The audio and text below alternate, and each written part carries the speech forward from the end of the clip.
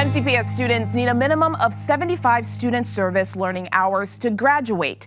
But why? What's the point? Stay tuned to find out.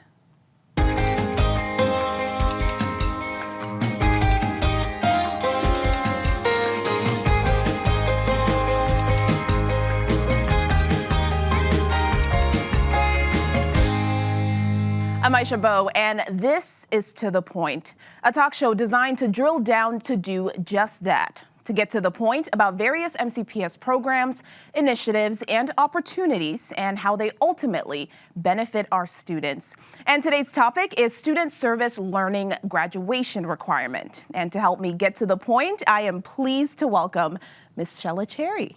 Shella, you, of course, work here at the MCPS Central Office. Tell us what you do. Thank you for having me. So I'm Shella Cherry. I use she, her pronouns, and I serve as the Director of Student Leadership and Extracurricular Activities for the school district. My office also supervises student service learning, the graduation requirement, we say with a smile, and our parent and community volunteers. So I'm sure people here say the word SSL hours. When we say SSL hours and it being a graduation requirement, what are we talking about? So our students have the opportunity to engage in service in school, in their curriculum, and out of school, earning 75 hours of service to the greater community. That can be through direct or indirect or even advocacy experiences. And our students are often preparing, doing action, and then reflecting on their work. Now, I know you guys leave that freedom to the students to kind of choose what exactly they want to do, but what do students need to do to earn those SSL hours? What are some of those activities? Sure. So within the scope of the school day, our students have 50 service learning hours already embedded in their current curriculum. There are also additional hours through various curriculum courses beyond the traditional core courses. But students earn 50 hours in their traditional core courses, and then they have to earn 25 hours outside of the traditional school day. We work in partnership with the Montgomery County Volunteer Center, and we host a wide range of experiences with over 1,000 nonprofit organizations in our area. MCPS also offers over 100 SSL opportunities, virtual and remote, just through MCPS alone. So many of our students can participate on-site service at local Manna Food or other nonprofit organizations, but they can also participate in things from the comfort of their own home, creating PSAs, participating in some of our virtual programming, and using some of that information and advocating moving forward. Sounds good. And this is not just something you guys are encouraging students to do, which you are, but it's also a graduation requirement. Why are these SSL hours so important in a student's journey? I appreciate that question because oftentimes student service learning hours seems like a thing that they have to do versus something that can be connected to their current course curriculum. There are course curriculum connections there traditionally, but then there are also opportunities for our students to explore careers.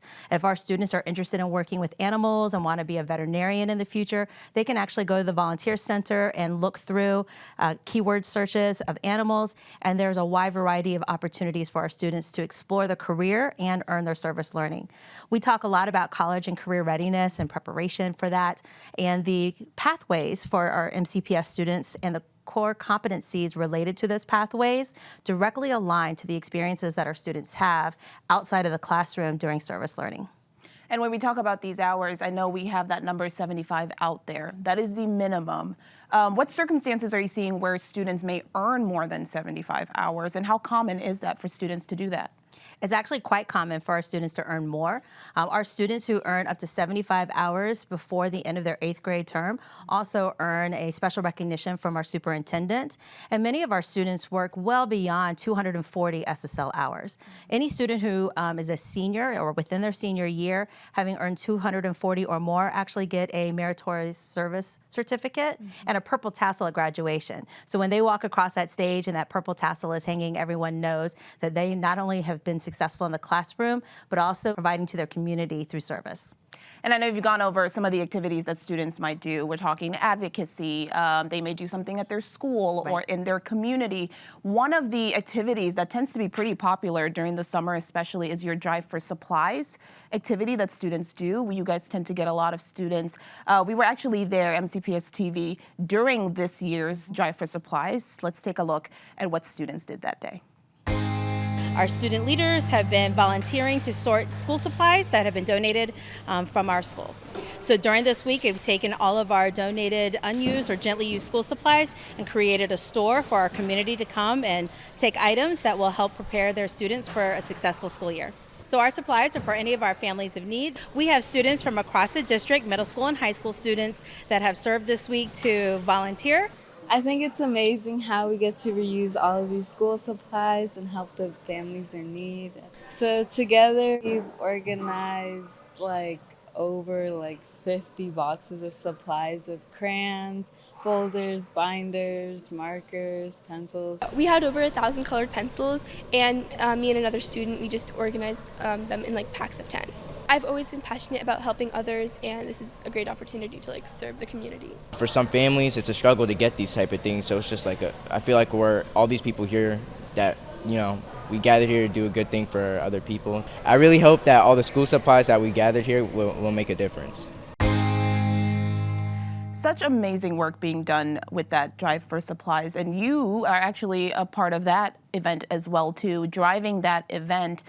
For you, just your reaction to seeing how involved students get into it and what they can benefit from doing service learning hours like that. Yeah, so this is an excellent program where not only are our schools and our students giving back as they're donating their unused or gently used school supplies at the end of the school, so I hope all schools are participating in the coming years, but then our students over the summertime get the opportunity to sort and prepare, and then when they see that they kind of open the store to have the community come in and gather the things that they could use for the start of a successful school year, to hear our students talk about, wow, I had no idea that so many people are in need. I didn't understand that while we were doing this, putting pencils together was a pain.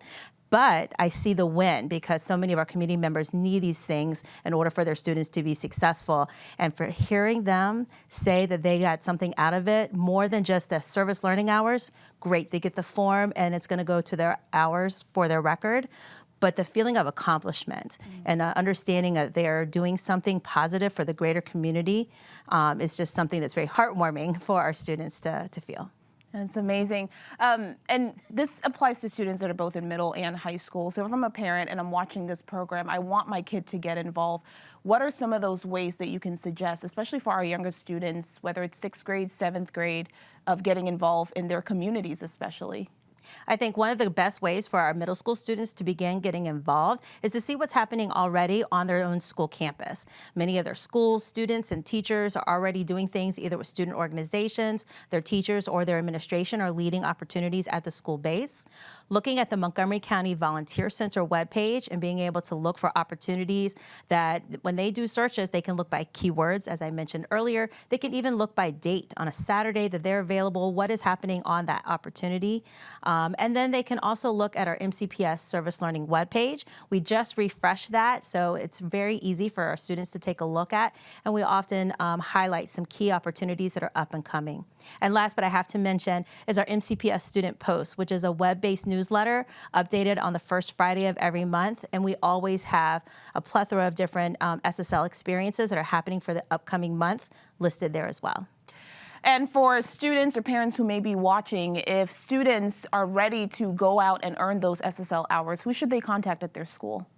So there is a school-based service learning coordinator at every middle school and high school, and they should be the ones to serve as the first point of contact for those students and families at that school. All right, sounds good. Such useful information, good information, and of course we want our students out there being involved in their communities and really having access to those opportunities there. And we want to thank you for joining us. For more MCPS content, be sure to subscribe to the MCPS TV YouTube channel. Additional programming also can be watched. It is televised on the MCPS TV cable channels. Make sure to check it out. That's all for this episode of To The Point. We'll see you next time.